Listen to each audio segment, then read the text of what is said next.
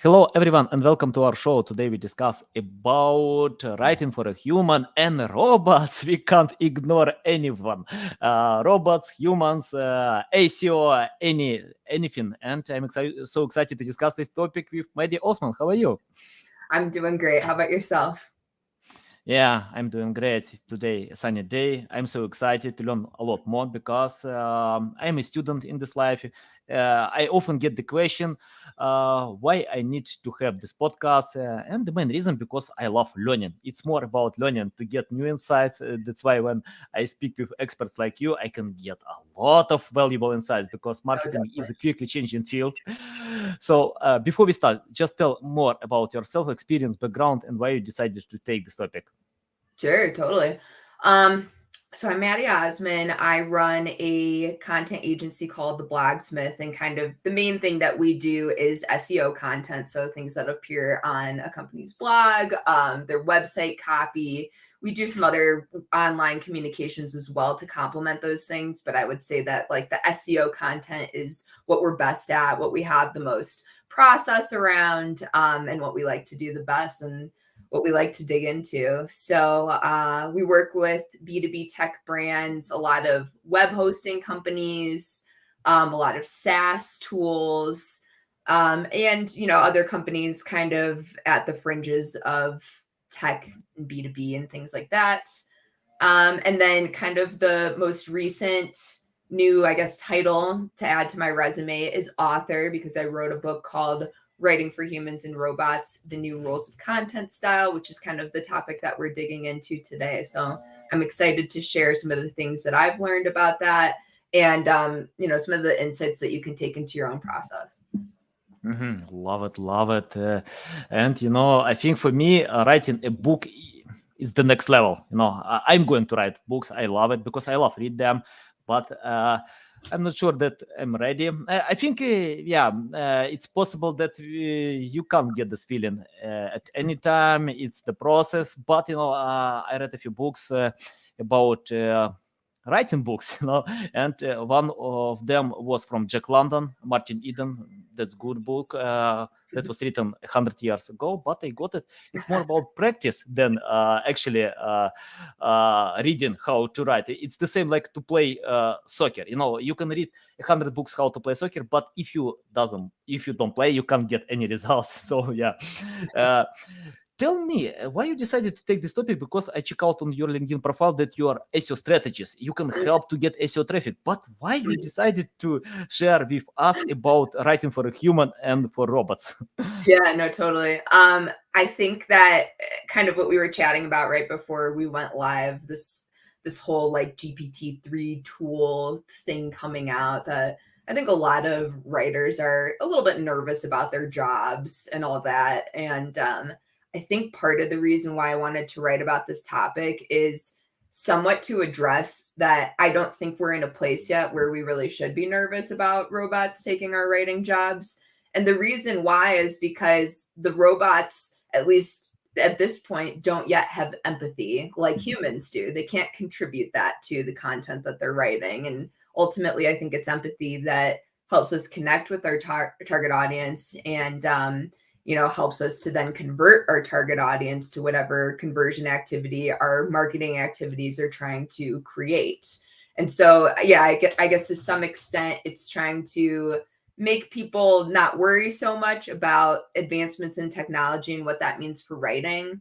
I feel like even if tomorrow, Google just ceases to exist, stops operating, whatever, um, SEO content writers, copywriters in general will always have a job, because of that empathy piece, and because there are so many different mediums for content. And at the end of the day, even if we did have a tool that would generate it for us, we would still need somebody to check it over and to make refinements.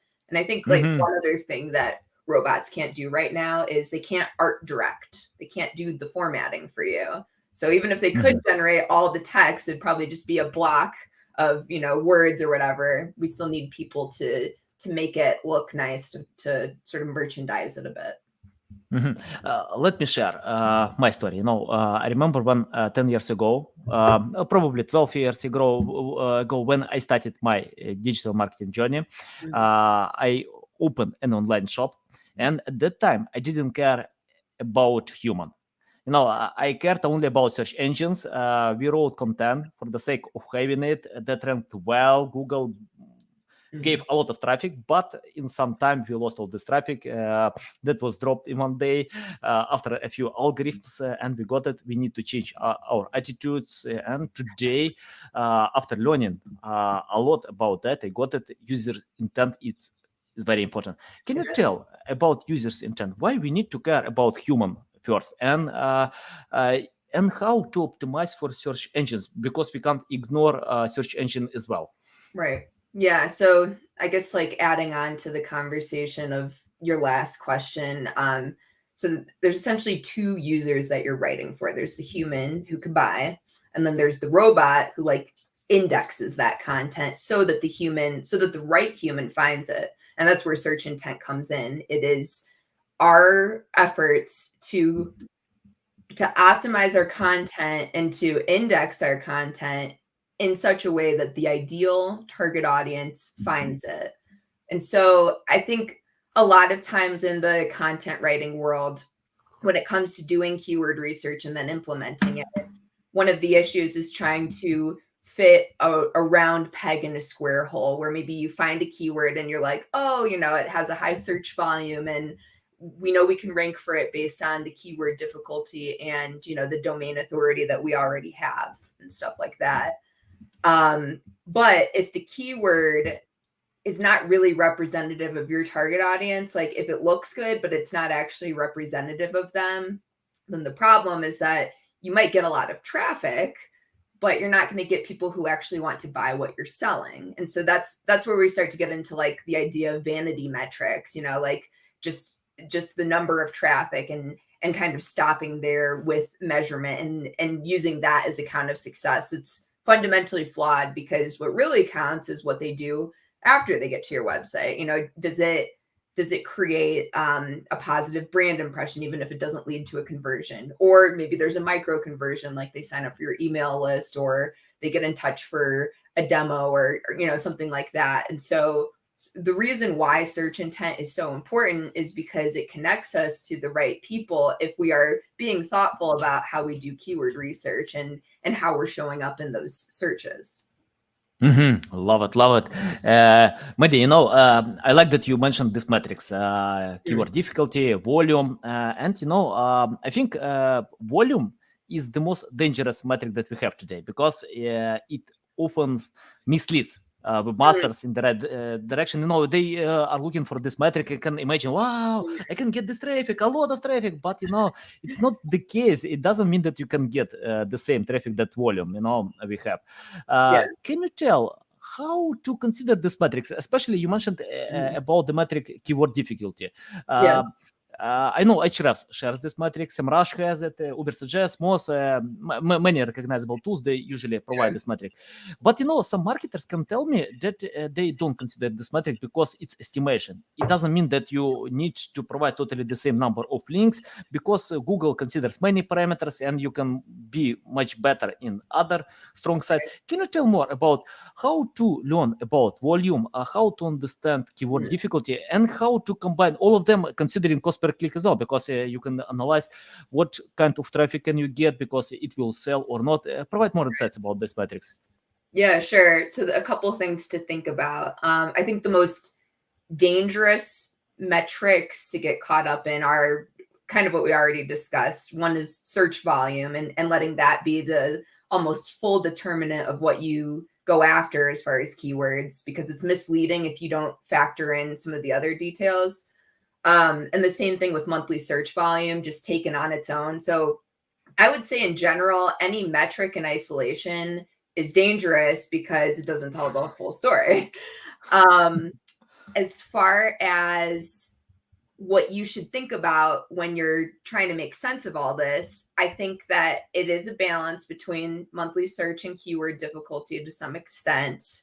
Um, with that being said, one thing that I tell a lot of our clients is if you find a keyword that we can rank for based on the difficulty, based on your domain rating, but it's a very low search volume, like let's say it's 20 or 30 a month or something like that. If we can own that search engine results page and show up at the top when somebody searches that keyword, which we determine is something that your ideal target audience would use, then I think that's really worth going after, even if it doesn't have a high monthly search, because the use of the keyword, if we've determined it, basically qualifies that searcher as somebody who could be a customer. So again, it comes down to like what you're targeting, who your audience is, their buyer's journey. You have to factor that in, and you have to consider what keywords tell you about where they're at in the buyer's journey. But I think that, again, if you find something that you know you can rank, but even though it's a low monthly search volume, then I'm always telling clients, like, you should go for that and don't let the monthly search deter you. As far as other metrics from more of like the Google Analytics side of like testing, how are people interacting with your website? Again, I think it just comes down to not reading into any one metric in isolation. Monthly search, probably not the best metric on its own, but maybe, returning visitors is something that you want to keep in mind, because it's helping you understand if your content is building a relationship with people that they want to come back and get more answers from you. Another thing is like bounce rate. Are a lot of people only viewing one page and then leaving? If so, that's a negative indicator of, well, you're not finding success with what you're wanting to do, because if they're never clicking around to any other page on your website, then you're probably not achieving the conversions that you're going after. So yeah, I think the biggest takeaway is to just balance it all and not think of any one in isolation without considering the ones that'll give you more detail. Love it. Yeah, and you in your replies you usually share more and more metrics with us. Bounce rate, many others, and it's interesting that in GA4, Google Analytics 4 version, we have no bounce rate. We have only engagement rate, because this metric can mislead as well. When, Sure. for example, users open your website and can find everything that they need. Sure. So it doesn't mean that they need to click to any other pages. They got a telephone number, anything, just leave website or read the article, Sure. learn from that. So yeah. Right. You need more details to be able to interpret what it means. Yeah. Okay. I have the question about your main specialization, SEO content strategies. For example, I often get clients who are trying to get traffic for a few years, and they can't get it because in most cases they chase high volume. They open a list of keywords from SEMrush, Ahrefs, and when they have this list, they try to cover all topics, especially high volume topics. Can you tell how to create the right strategy today? For example, especially for a new website, if they want to jump in SEO field, and when websites have limited resources, I don't know, let's imagine $10,000 per month, they can create a lot of content, they can provide many link building campaigns, but with limited resources, how to find the right strategy to go ahead? Sure.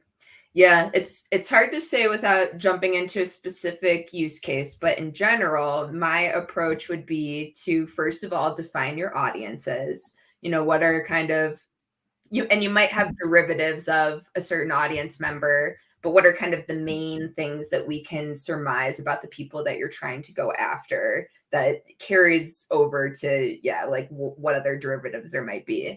And so let's just say, for example, the average medium-sized business maybe has, I'm just making stuff up, but maybe they have like 3 audiences. And so, that you have to create content for at least 3 different kinds of decision makers. And so then from there, you want to think about, well, what resources do they need throughout the buyer's journey, the top of the funnel, where they're just kind of, aware that they have an issue and they maybe haven't decided how they're going to solve it yet. They just need more information. And then the middle of the funnel, where maybe they have a couple ideas of who they might go with to solve a problem or what approach to take, whether it's a product, service, maybe they're considering a mix of both. And then finally, the bottom of the funnel, where they do make that purchase decision with somebody, or they make some decision to solve their problem, and the journey ends there essentially. And so you want to be thinking about all the audiences you have to write for, these different stages in the buyer's journey.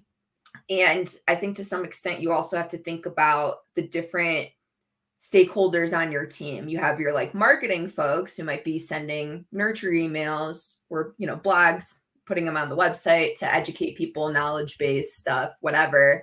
But then you also have your salespeople who are kind of that first line of defense or whatever with potential clients who aren't clients yet, but who may be soon.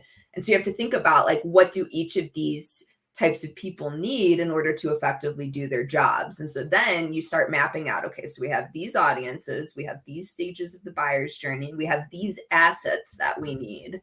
And in what we're talking about, it goes beyond SEO content strategy. That's a piece of the puzzle.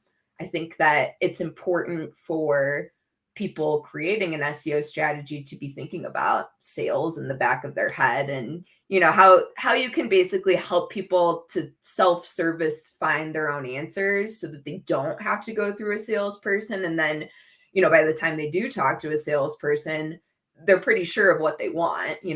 They've kind of answered whatever questions they need to answer from a technical standpoint, and maybe they're just trying to narrow in on if this is the best of the available solutions, and that's where a salesperson helps them. But yeah, that's kind of where I would start. And then from there, I think once you've mapped it out, then you start to think about a content calendar where you're actually then setting deadlines, you're doing the research, the keyword research, you're assigning it out to people on your team, and what's coming, so that even if you're lacking a resource that you need, you can say, well, it's coming at this date or whatever. We have it slotted in the calendar, so I'm aware that we don't have it and that's an issue, but we have a plan to address it. Valuable. Yeah, good.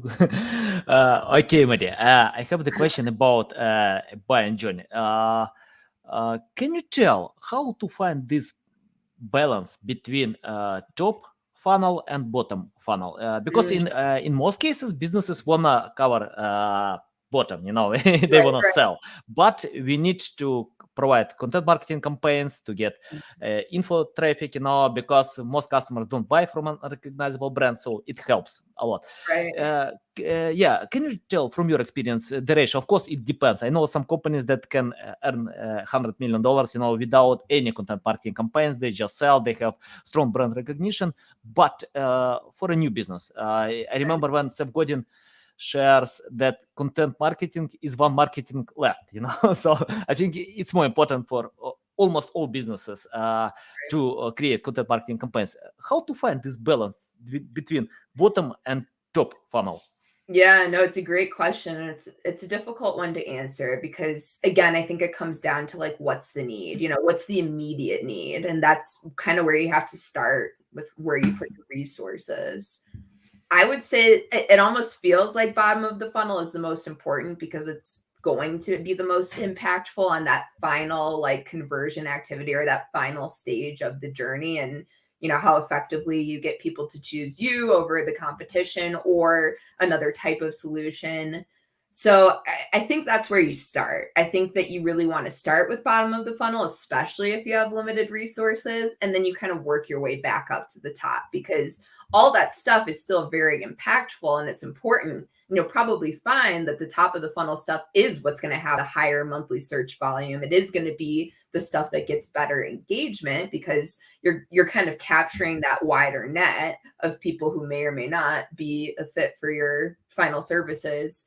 But I think in practice, in terms of putting it into your content, your editorial calendar or whatever, I think as a best practice, you're not doing the same thing, two top of the funnel pieces right next to each other. You're kind of cycling through, this week it's bottom of the funnel, and next week it's middle, next week after that it's top. So I think it's just don't focus on one and neglect the others, and you'll be fine.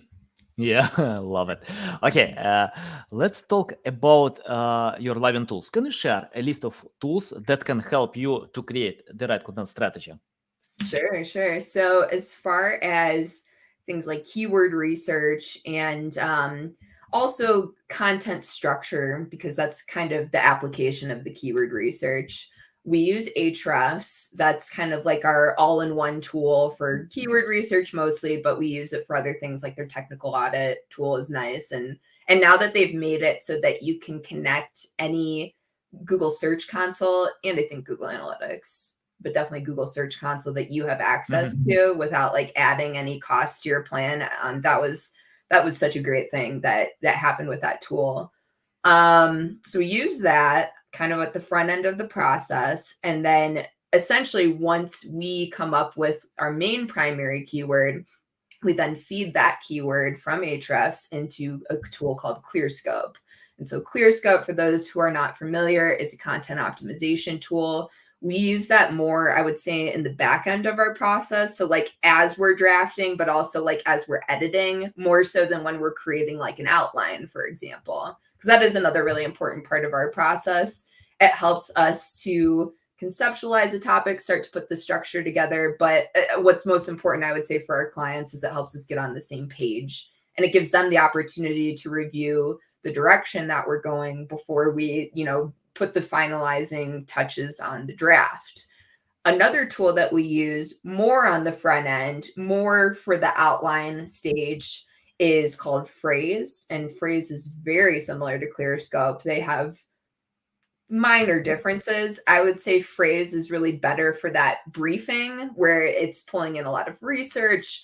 It's calling attention to popular stats that get linked in articles. It's, giving those sort of front end details to make the structure. Whereas for us, again, ClearScope is really at the end of the process. It's kind of just like dotting our T's or dotting our I's and crossing our T's and all that. More so than helping us to do that initial brief. We use some other tools mixed in. Market Muse is one.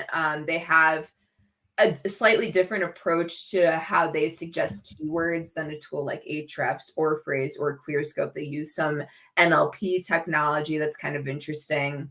And I will say, like, I use the AppSumo marketplace, which for those who are unfamiliar is basically a marketplace of lifetime deals for software tools for entrepreneurs. And almost anytime there's an SEO tool, I'll pick up a license just to play with it. And I think that when it comes to being effective with SEO, like you want to find the tool that does most of the things that you want it to do, like Ahrefs. SEMrush is another excellent choice, depending on what you do, depending on how you research things.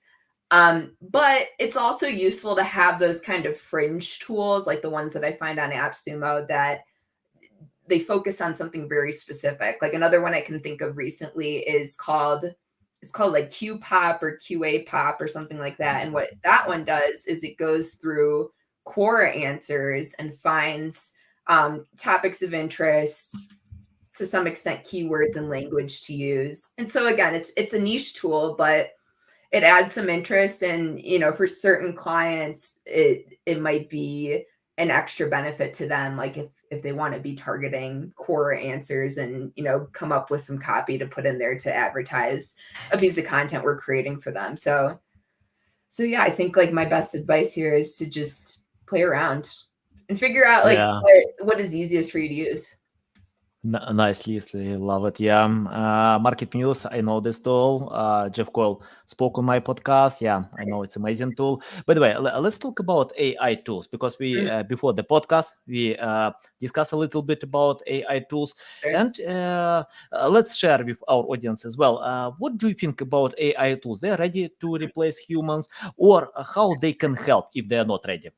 Yeah, not ready yet. I don't think anybody's job is at risk at this point, especially like a really good writer. They cannot replace a really good writer. They could probably replace a pretty bad writer, but that's not what we're concerned with. So I think that the place that they have, like what I would say is like the ideal use case right now is an AI tool can help you come up with like a very basic content outline. It can give you ideas. You probably shouldn't leave it at that. You want to be adding on to it because, the thing about AI tools is they're basically regurgitating any information they could find. So it's not original. You still need to have original aspects of your content, whether that's an interview with the subject matter expert, a unique take on a subject, extra research you've done, whatever. But it can help with the outlining stage. I think another really great use case of AI tools is it can also help with the title generation stage. Again, it is kind of a list or, an output that you can look at, but you still need to add that human empathy aspect. You still need to edit after you get the output. And then something that I talk about in my book specifically is taking whatever headline ideas you have, and you can use the bot, and then you can add your human empathy, and then you can use another kind of robotic apparatus, whatever you want to call it, which is headline analyzer tools. So like CoSchedule has one, ShareThrough has another really excellent one. And then there's another one called the emotional value something headline analyzer tool. And all of them just give you some inputs about how effectively you're using words, things to consider to make it more impactful, more emotional, more interesting. And again, so then you put in your kind of final human polish. So I think that AI tools can be great for kickstarting our brains and helping with ideation. I do not believe that they are the final step at this point. Yeah, totally. Yeah. I use them, but I spend some time to edit, and I measured my speed. If I write myself, I can spend like around 4 hours. I need to write 1,000 words.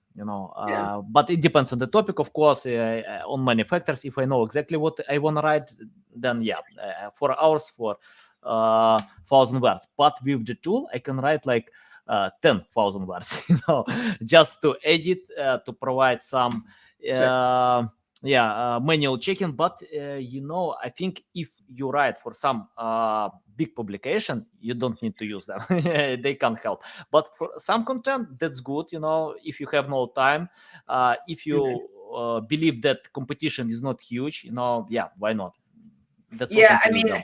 I can think of using AI tools being good for maybe just, again, depending on how useful the output is, but talking about like a how-to process for, let's just say, how to upload something to WordPress or whatever. Like that's something that taking the first step with an AI tool could probably really help your process. But I think to your point, you'd still want to edit it. You have to recognize it for where it's useful, but you also have to recognize it for its limitations. Yeah, and AI tools can help to create the structure. It's time consuming as well. But when AI tool can provide the structure H1, H2 with subheadings, wow, it's time saving, a lot of time saving. Definitely. Okay. You mentioned a few times about keyword research. Can you tell about another aspect, grouping a list of keywords? How to do it? Because when we have, if I type on Ahrefs weight loss, I can get a lot of ideas. Weight loss supplements, weight loss reviews, many keywords, a huge list. How to group them? Yeah, sure. I think if you want to use a tool, one that seems to have a really excellent sort of content clustering capability is Surfer. Their content optimization functionality is really interesting for that, suggesting kind of like a pillar page and then related topics that you would cover within one page for each topic. So that's one way to sort of automate it. What we do at the Blogsmith is really taking pieces from all the tools that I've mentioned, Ahrefs, ClearScope, Market Muse, and Phrase. And what we do is we kind of package it up for the writer. Like these are things that our tools are saying should be headings. These are things that our tools are saying should be body copy. Here's some words to weave in where you can, because in the top ranking articles, that's what the data is showing us. So that's part of the process. I think another thing that's interesting and useful, especially for people who maybe don't have Ahrefs access, maybe, they don't want to pay the $100+ a month because they're not creating that much content and it just doesn't make sense. one thing that I always tell people is to use Google search data. So taking whatever your idea of the primary keyword is, whether you found it through Ahrefs or you're just kind of guessing, typing it in, seeing what auto suggests tells you about that keyword and kind of the related topics, then hitting enter, looking at the search engine results page, looking at the people also ask suggestions, because these are questions that people actually have that you should try to answer in your content. They can also be really excellent featured snippet opportunities. Again, you kind of want to confirm that if you have access to a tool like Ahrefs, but you could also take those questions and search them in Google search to see if a featured snippet comes up. So then you know that it definitely is a featured snippet.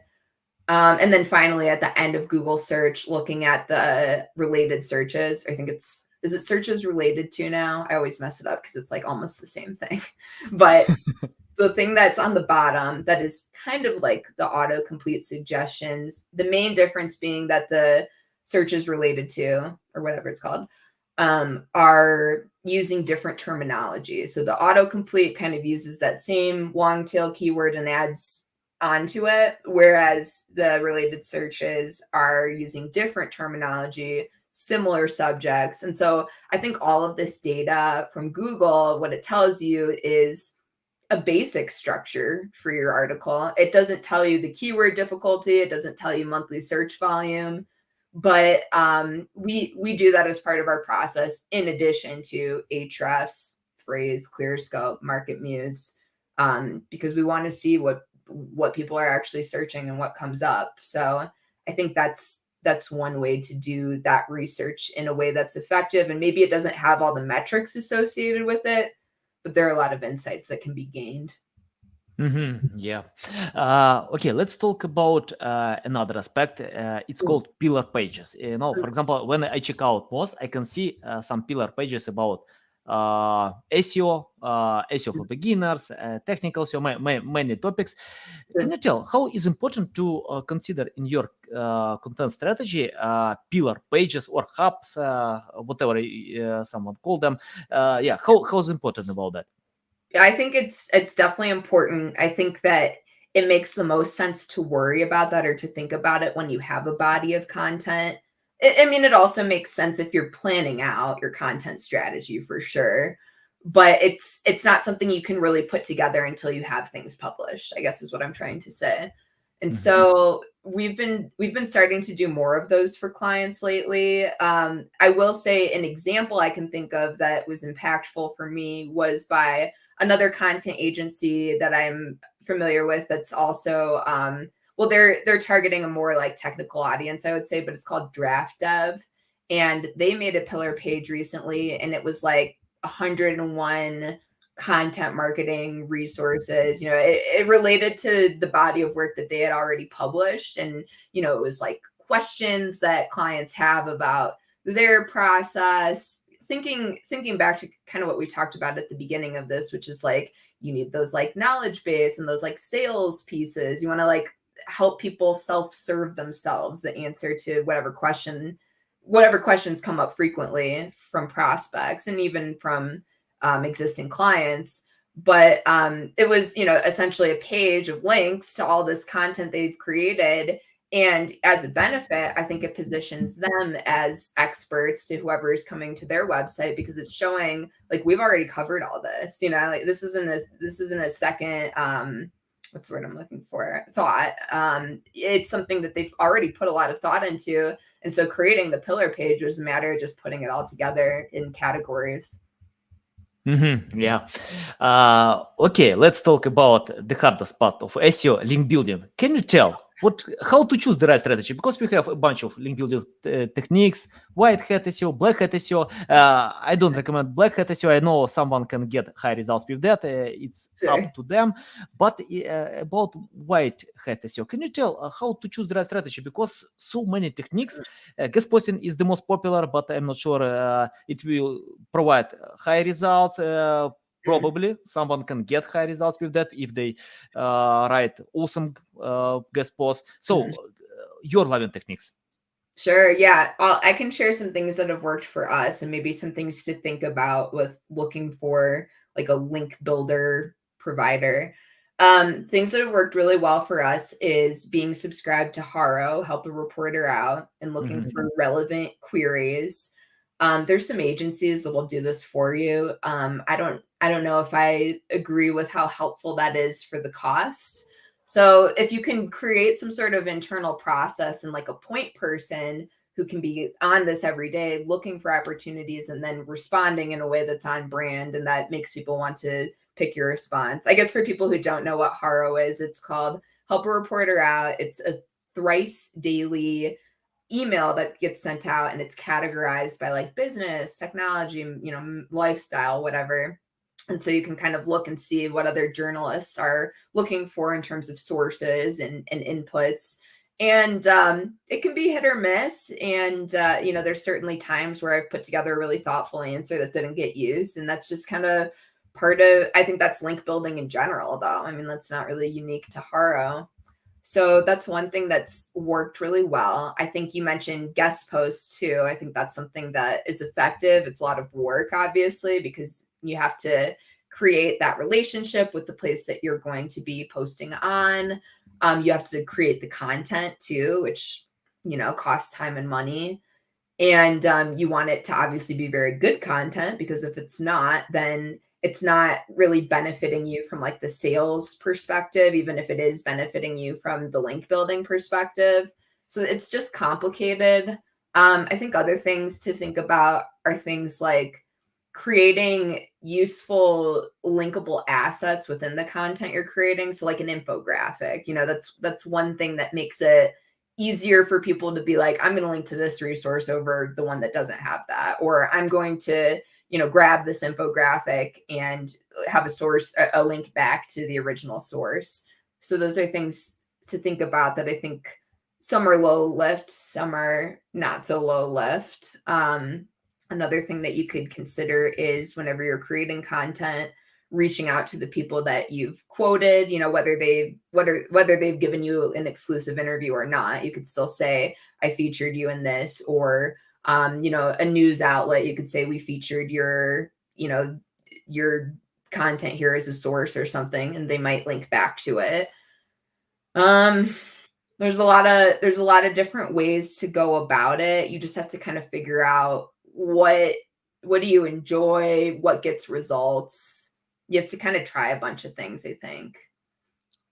Yeah, definitely. I think focusing is the most important thing in link building, because when you cover all link building techniques, it's hard to be successful. By the way, I know some people who can earn $1 million just to provide Haro service, help of reporters out, Yeah. and they earn It's a $1 big million, just to provide one link building technique. It works well. It's hard to compete with them, because for me to find this time 3 times a day Right. to be exactly on this time, it's really hard. That's why agencies can provide much better results, even branding cooperate with some of them. So because we understand, for me time is the biggest asset ever, so to be there 3 times a day and spend a few hours to reply to these questions, Right. it's really hard. Yeah. But it's life, it's digital marketing. I have the question about the future of SEO. What kind of future can you predict? Because many things are coming, like metaverse, many others. Because we still get this question: SEO is dead or not? But I can see that it's growing. And can you predict this future? Because someone wanna jump on this field, probably to earn money in some day, to be an expert like you.